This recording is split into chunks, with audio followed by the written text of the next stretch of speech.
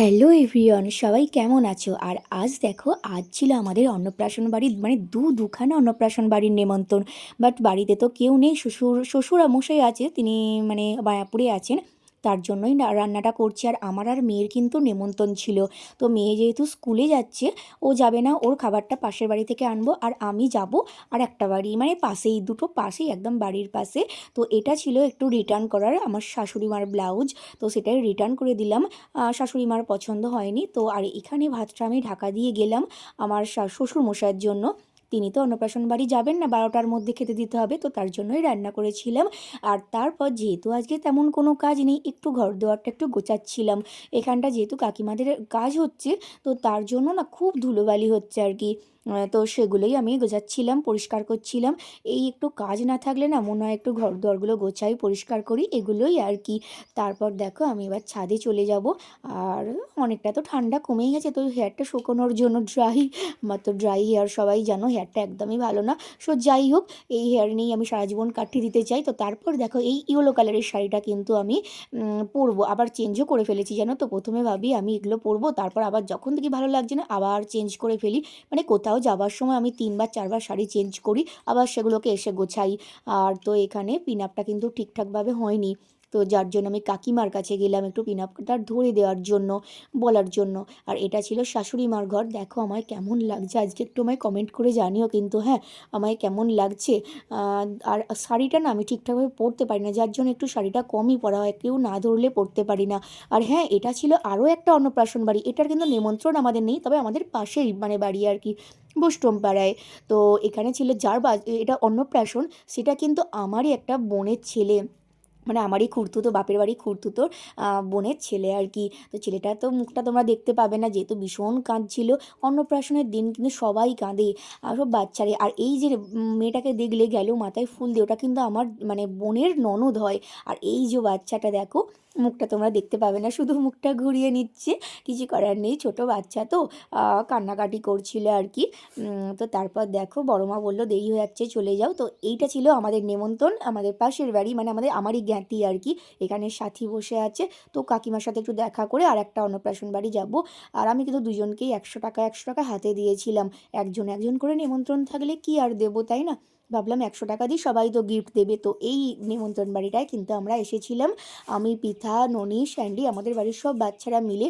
তো এখানে বাচ্চাটাকে দেখো, এত কিউট বাচ্চাটা। মানে আমি পাশের বাড়ি, অবশ্যই পাশের বাড়ি এটা, বাট আমি তো ওদের বাড়ি যাই না, বা ও বাচ্চাটা বেরোয় না। আর এটা ছিল বাচ্চাটার ঠাম্মা, যেটা এই যে কথা বলছি না, লাল পাড় ঘিয়া শাড়ি পরে।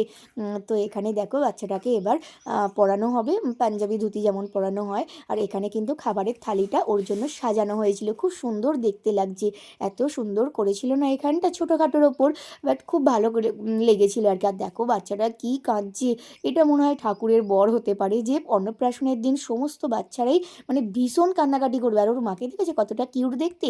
আর যেটা জামা পরে দিচ্ছে ওটা ছিল কিন্তু ওর দিদান, ওর দিদানিও ওর সাথে কেউ ছিল প্রায় অনেক দিন।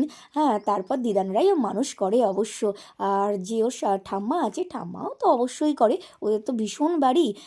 তো অভাব নেই কাউকে কোলে নেওয়ার। তো এটা ছিল কিন্তু ওর পিসিমণি, যেটা লম্বা চুল দেখলে ওটা ছিল ওর পিসিমণি। মানে ওর বাবার এক ভাই এক বোন তো। তো এটা ছিল নিজের পিসিমণি। ওদেরও তাই জয়েন্ট ফ্যামিলি আমাদের মতনই, বাট হাঁড়িগুলো কিন্তু আলাদা। এখনকার যুগে এটা হয়েই থাকে আর কি, হাঁড়ি আলাদা বাট একই ঘর হয় অনেকেরই। তো দেখো এখানে ছবি তোলা হচ্ছে।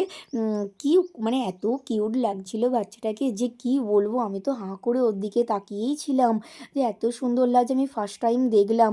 ওকে তো বাইরে বের করে না, ওদের যেহেতু বাড়িটা বড় বাড়ি, ওদের উঠোনের মধ্যেই ঘোরাফেরা করে আর করে, কিন্তু আমিও তো যাই না, যার জন্য দেখতে পাই না। তো কি সুন্দর পোজ নিয়ে দেখো ছবিও তুলছে কিন্তু। তারপর দেখো ওকে বোধহয় পায়েসটা মুখে দিচ্ছিল, মুখে দেওয়ার জন্য বলছে। তো পায়েসটা কিন্তু দেখবে সমস্ত বাচ্চারা কিন্তু চুকচুক করে খুব খেতে ভালোবাসে। আর যেহেতু মিষ্টি মিষ্টি একটা জিনিস হয় না, ফার্স্ট টাইম টেস্ট করছে, যে একটা মিষ্টি মিষ্টি ব্যাপার রয়েছে, তো তার জন্যই কিন্তু সমস্ত বাচ্চারা পায়েসটা খেতে খুবই ভালোবাসে। আর দেখো এখানে খাবার মানে চেয়ার টেবিল করা করা ছিল, খুব একটা ধুমধাম করে করেনি, বাট যেটুকু করে সেটুকু কিন্তু সিম্পলের ওপর খুব ভালো করে। তারপর দেখো আমরা খেতে বসেছিলাম প্রায় অনেকটা বাদে। এটা ছিল সায়ন, আমার কুচি দেওর। আর পৃথা, এটাও ননদ আর কাকিমা শাশুড়ি ছিল, তোমরা তো দেখেছো। সায়ন একটু পোজ নিয়ে নিল। তো তো আমি পৃথাকে বলেছিলাম, পৃথা তুই একটু ছবিটা তুলে দিবি। তবে অবশ্য বেশি ভিড় হয়নি, কেননা বললাম না সিম্পলভাবেই করেছিল, ও সিম্পলের ওপর খুব ভালোভাবে করেছিল।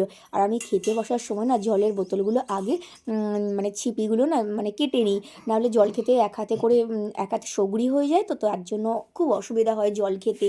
তো দেখো এখানে দিয়েছিল তো জলের বোতল, টিস্যু পেপার যেগুলো ছিল। আর এখানে দেখো নাম কিন্তু ওর ঈশান, মানে খুব মিষ্টি নাম কিন্তু। আর ওর বাবার নাম কিন্তু জিৎ, বাট মায়ের নামটা ভুলে গেছি। তারপর দেখো এখানে পাতে পড়ে গেছিল গরম গরম বেগুনি শাকের তরকারি, এত ভালো খাবারগুলো হয়েছিল যে চেটে পুটে আমি অনেকক্ষণ ধরে বসে খাচ্ছিলাম।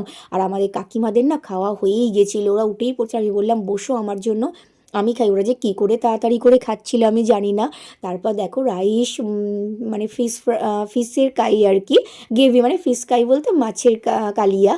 আর তো মাংস, চিকেন ছিল অবশ্য। এখনকার যুগে কেউ চিকেন করে না অন্নপ্রাশনের সময়, দেখেছি বেশি মাছের আইটেমই করে, কিন্তু ওরা কিন্তু মাছ চিকেন সবই করেছিল।